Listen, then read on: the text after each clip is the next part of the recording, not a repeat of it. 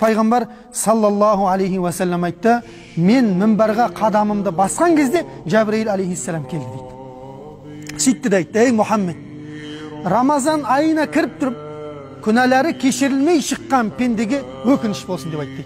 Рағима анфуху дейді, яғни мұрны жел иіскесін деген ғой. Бұл жаман не сөз, андай сөз.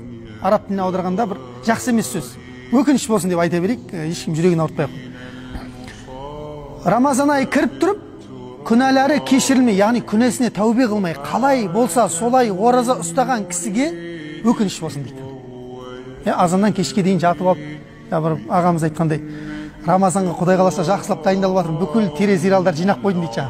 Сериалдар бар ғой ютубтағы, соны алма кезек көріп жатамын дейді кешке дейін, ауыз ашарға дейін. Соқса ол Рамазан болмайды, ол сериал болады. Рамазан айының мақсатын түсіну керек адам. Мақсаты не? Құдайға жақындату ғой. Алла Тағала аш қылып не істейін деп жатыр бізді бір ай бойы? Жоқ, Алла Тағала бізді өзіне жақындатсын деп жатыр. Адамның қарны ашқан кезде кем кетіктің жағдайын түсініп, Құдайға деген мұқтаждығын сезіне бастайды. Үнемі тоқ жүретін адам оны не істейді? Қаперіне алмауы мүмкін.